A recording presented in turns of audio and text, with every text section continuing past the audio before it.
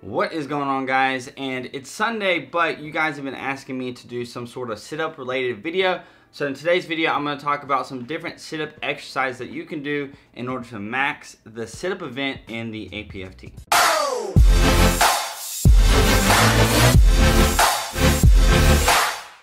So way back when, about 3 years ago or so, whenever I first joined the Army, I had a really strong core, right? But I never ever did sit-ups. I never did sit-ups because I thought, and I still think, that sit-ups are a very poor way to actually measure your core strength for your body, to actually measure your abdominal strength. I think it's a really poor exercise that you can do in order to measure that, but the Army still does it. So what I had to do was I had to change a few things around in my ab exercises, add in a few things, and this video is basically about 90% of what I actually do in order to max and maximize sit-ups.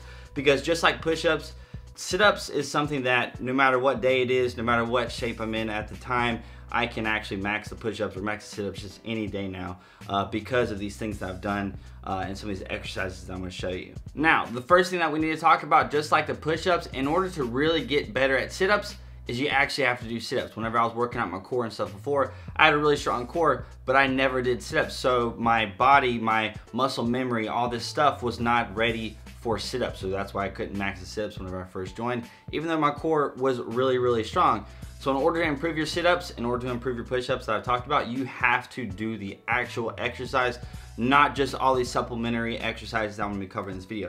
So do actual sit-ups in order to test yourself, in order to improve your actual APFT score for your sit-ups. Now, with that being said, you want to throw in some different variations in there in order to improve the different parts of the sit-up. There's different muscle groups that are going to be working that you might not be thinking about. So when you're doing a sit-up, you're not just working your core, you're actually kind of working your hip flexors and your legs a little bit. A lot of times when people are doing sit-ups and they max out, once they're done with the sit-ups, their hips right here are just really sore. So the next event after the sit-ups in the APFT is the run. So you don't want to be having really sore hips whenever you're doing the 2-mile run. So doing a few of these things I think will help out with that. The first thing that we're going to cover is pretty simple, or the first two things that we're going to cover is pretty simple, and that is a variation of the sit-up, right? So in order to improve on the sit-up, you can actually focus on two different parts, right? So if you ever see yourself struggling on the sit-up at the bottom or the top, you can do either one of these things. What I highly recommend that you guys do is do the sit-up as if it's like a two-part movement. So the first half of the sit-up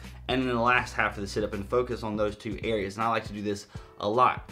Now you'll see here that I'm actually using like a cinder block and a towel on my feet to hold my feet. You can really use whatever the heck you want. You can use a couch, you can use, you know, a 45-pound plate. If you're in the gym, you can use whatever. You can use your friend if you want, but I don't have anybody here, so I just happen to have a cinder block in my apartment for some reason, whatever. But I had a cinder block. I was like, okay, I'll put it on my feet and show you guys. So use whatever you want to hold your feet when you're doing the sit-ups or doing this exercise. But however you get it done, just get it done. But what I do recommend you guys do is actually do like the bottom half of a sit-up. So instead of going all the way up when you're doing the sit-up, go about halfway up and just do that over and over again, and really focus on that bottom half of the movement when you're doing the sit-up. And this is really kind of one of the harder parts of it, right? So if you're doing sit-ups and you're totally getting exhausted and everything, a lot of people get stuck at the bottom and they can't get past that first half. So if you really focus on that and you become stronger, proficient at the bottom half of the sit-up, then that's going to help out a lot. The other part of the movement, the top half of the movement, is something else that I suggest that you guys do a lot. It's one of the, again, these two things that I focus on a lot whenever I'm actually preparing for a PT test and I'm working on my sit-ups. These two things I really focus on. So what you want to do again is you want to do the top half of the sit-up. So instead of going all the way down, you want to stop about halfway and then go back up. Back down about halfway and back up. One other variation that you can do of this exercise is actually doing it in a gym on one of those, you know, benches that actually decline down. You can do this on that and it'll do the same effect, a similar effect, and even better effect depending on what you're actually doing.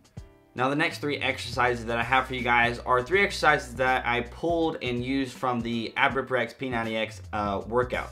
So if you guys didn't know, I've talked about it like a few times, but one of the things that I started doing whenever I first got into weightlifting and getting in shape was P90X, and the APFT was the ab workout for, you know, P90X. And so these three exercises are the three things that I pulled from there. And what I like about these things is not only do they work your lower abs, your core and whatnot, they're gonna work your hip flexors as well. And if you do a lot of these, it's going to really minimize the amount of fatigue that you get in your hip flexors. So if you actually do this exercise and you do them to your maximum ability, you're gonna realize that you're not just tired in your core, you're actually tired in your hips, right? So if you actually do this, it's going to help you out a lot whenever you're actually doing the ab exercise during the PT test.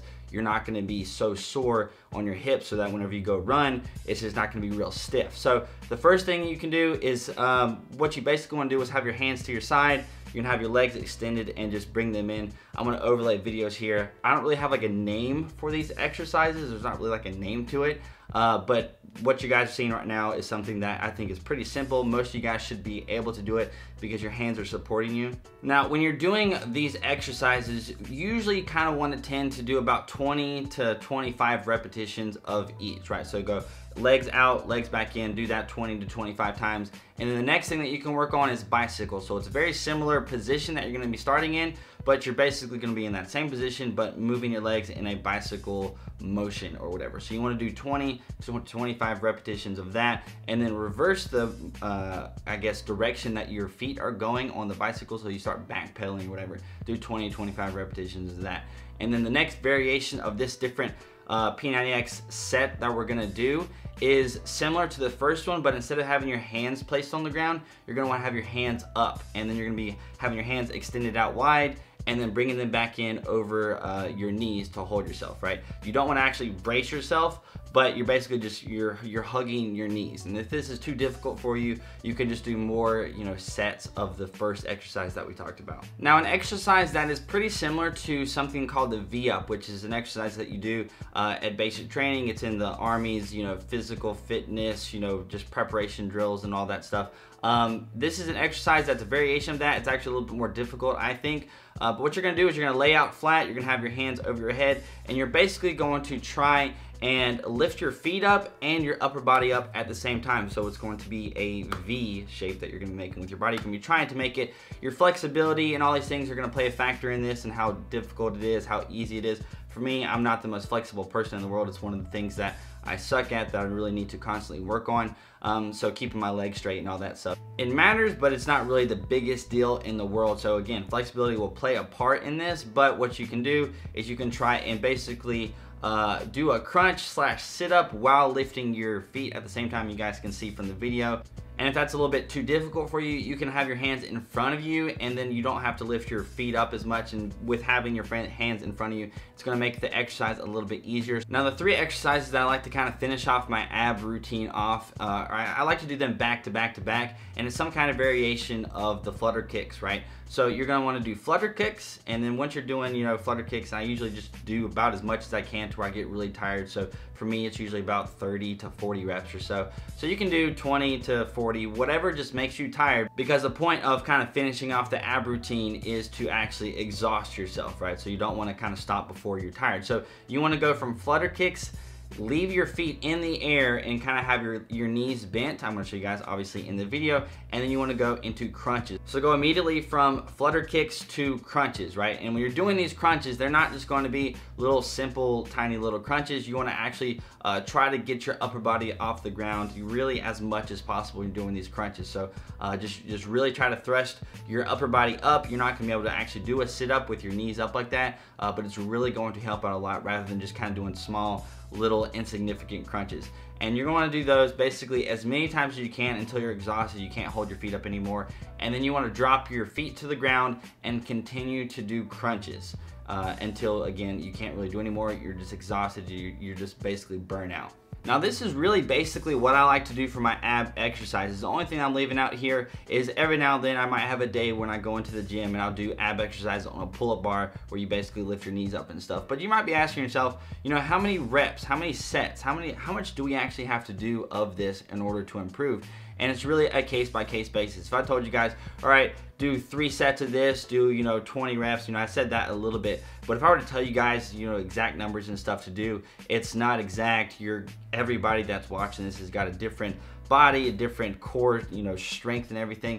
So what you want to focus on is exhausting yourself. And what I like to do whenever I'm doing all of these exercises is doing them with very small to no breaks in between, and then maybe repeating it once or twice, depending on how I'm feeling, right? But the key here is you want to exhaust yourself. So you can go through this whole thing. You don't have to do them in any specific order. It's not a big deal. Just the big thing with, I guess, with order is burning yourself out. I like to do with crunches and flutter kicks and things like that, because that doesn't take a whole lot of energy to do crunches or flutter kicks. You can kind of just do that and burn yourself out. But it doesn't really matter what order you go in, but 1 to 3 sets depending on where you're at. If you're just starting out, you're not going to be able to do really all that much. And then the other thing is, how often should you do this a week? Abs are one of those things where you can really work it a lot. So again, if you're starting out, you're not going to be able to do it as much as somebody else. So you could probably start out doing it 3 times a week. But if you are more experienced, you can really work your abs every day, 5 times a week or so. I'm kind of in the rhythm or the pattern of working my abs out at least a little bit every time I go to the gym. So if I ever go to the gym, I usually work my abs just a little bit at the end of the day, because abs are one of those muscles where you can actually do that, whereas you don't want to be doing squats or bench press or something every day. Although you technically could, because there's probably gonna be somebody's like, oh yeah, you could do it every day, but you really kind of don't want to. But abs are one of those things, like running, where you can do them a lot more often than other exercises. So that is gonna be it for this video. I know it's probably pretty long, but you guys have asked for it. You guys have asked for different ab exercises in order to max your PT test and max your sit-ups and all that stuff. And this is it. This is what I do, right? This is what I do literally, like with just a small variations that I might add in every now and then. But this is just pretty much the bare bones, the backbone of my ab exercises that I do.